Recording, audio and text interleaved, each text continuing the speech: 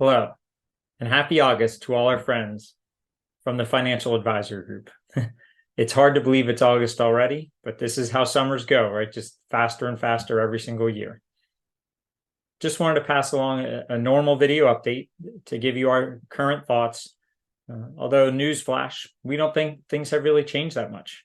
We think things are progressing along economically sort of as we thought they would. The hard part now is expectations get a little bit harder for this market, and we'll get to that in a little bit. And also at the end, just want to pass on a thank you, as it's been a pretty busy summer here, both personally and as a company, and wanted to pass a thank you on. So where are we? Right? It's August. It's been a heck of a start to the year.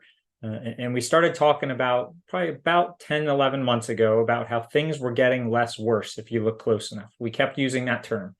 Back in about September, we started talking about the healing process, that it was time for the market to start healing, and how the healing process is not fun after a surgery, but you get through and you have recovery and it feels better. So early on, it's easy to recover because you're at the worst part of the injury.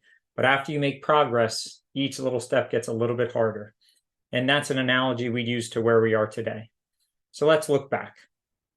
As we look back over this last, let's call it 10 to 12 months, at this time, about 10, 12 months ago, we even made a video reference to the sky isn't falling. It seemed like at that time, Chicken Little was threatening the sky was falling, although we kept saying things aren't as bad as we think they are. And we used a lot of terms like we're chasing perfect, and things are actually good and great. Yes, they're not perfect, but they're good and great. So right now, we'd say the sky didn't fall after all. So what happens now? Well, if you look at charts just to document the sky didn't fall, and I think these are three very important things we'd say help this economy stand on pretty solid ground right now. The job market's about as good as you could ask it to be. Unemployment rate's somewhere in the 3.5 to 4% range. Of course, it's never a perfect number, but what it tells you is if you want a job today, you've got one, and that's very important as you think about mentality. Flip forward, not only if you're working today, also you're making more than you ever have. The average person working today is making more than they ever have in their current job. And if they switch jobs, they're getting a larger raise than they do if they stay in the current position they're in. So as you look at this here, wage growth is at the highest level still that it's been in about 25, 30, 40 years. So people can have a job if they want one, and they're making more than they ever have. Two very important things. Last but not least, job security. If you're working today, you have very low fear or risk that you're going to lose your job because there's so much demand for labor. And we think those three things are very important, stacked on top of each other, that the average person who wants to work today can find a job. If they're working, they're making more than they ever have before. And as you see here, the average person working today has very little fear of losing their job. And if they do, they're unemployed for a very short period of time because there's so much demand for labor. Those three things are very important. And we quiz clients on this. If people are working, they're making more than they ever have, and most importantly, they have no fear of losing their job, what are they going to do? It's not a trick question, but there's one thing we're very good at in America. It's called spending money. So right now, you do see consumer spending up near the highest levels it's ever been, which makes sense. There's a lot of travel, right? There's a lot of things going on that money is being spent. So in our view, yes, things are good. Economically, things look very solid at this point in time. And that's why when you look back 10 months ago, the expectations weren't that things would be this good. So what have you had? You've had a market that's played catch up. If you look back since September 30th, you can see that this market's up about 25% since September 30th. That's really impressive. Remember, the beginning part of the healing process is actually the easiest part. So the market thought the sky was falling. It didn't fall. And hence we have a market that's rallying up to that level. At this point now, though, expectations are getting a little bit harder. People don't expect this market to fall at this time. People are actually starting to get a little bit more optimistic. I'll go back to an analogy I've used before in the past of it's like with having the two boys, right? If I have Liam who sets expectations really high that he's going to get a 95 or above in every single class, and he brings home a 93.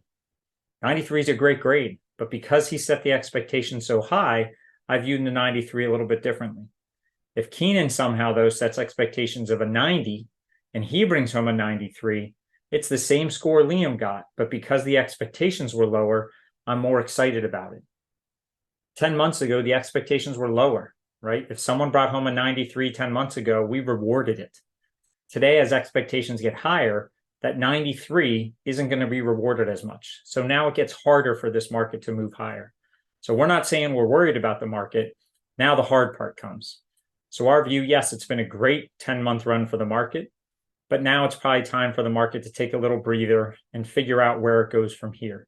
But the solid economy, the solid job market makes us confident that things are going to be okay. Big picture, nothing to change. Own boring companies. The economy looks solid. People are spending money. All in all, things are pretty good. If we get back to some slides, just a couple more to go through here. If you look, some of the things that you hear today, because people are traveling more and more, we'll get to this in a minute, but I've had a pretty busy summer with traveling and I've flown a lot. And we were out in Wichita, Kansas. My son Keenan's soccer team was fortunate enough to make the national championships this year in his age group. We had to fly out to Wichita, had to sort of cram it in and get 20 different families to get out to Wichita one way or another and back, all within about 2 weeks' notice. The short story is we all did it. We all made it. No one lost their luggage. Yes, we had flight delays here and there, but we traveled between Baltimore and Philly and Harrisburg, connected between Denver and Detroit and Chicago and Atlanta, and all made it to Wichita somehow. Was it perfect? No, but it was pretty good. The morning we're leaving Wichita to go home, the news had a headline that said, "You're heading into travel Armageddon," and how every flight was getting delayed. So I think, are there problems? Yes. But if we take a step back, if you look back to April of 2020, this is only 3.5 years ago. On average, there were 100,000 people going through a TSA checkpoint across the whole country per day. Think about that, the whole country. Right before that, we were close to 2.7 million. It fell that quickly. Of course, that changes staffing. Of course, then TSA doesn't need as many people. Well, flip forward, in a short span of about 3 years, we've climbed all the way back up to record numbers of 2.7 million people traveling through TSA checkpoints per day. So we've gone from 100,000 to 2.7. That's a huge change.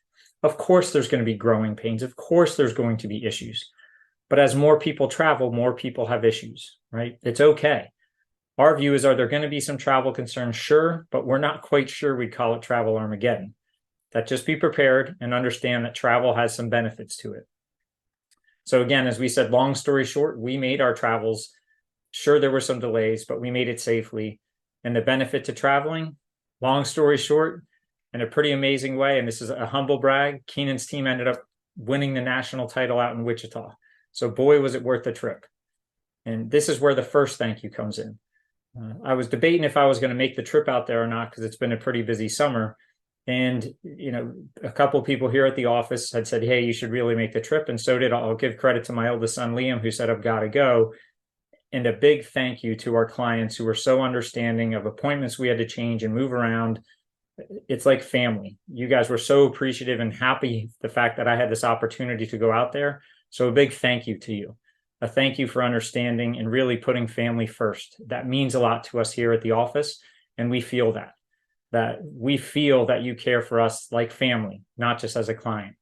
So a big thank you to that. And a shout out to Keenan and his team. What an amazing trip, an amazing time out in good old Wichita, Kansas. So a thank you to all of you. And lastly, and probably just as importantly, a thank you to the team we've built here at the Financial Advisory Group.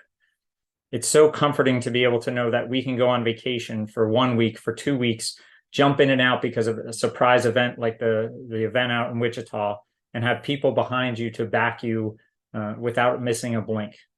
So we really appreciate that. We hope you appreciate the team that we've built here, the knowledge that we have, and a thank you to our team. And I know we all appreciate it when we get the chance to get away, that we can trust everyone here is back in the office will take care of every client.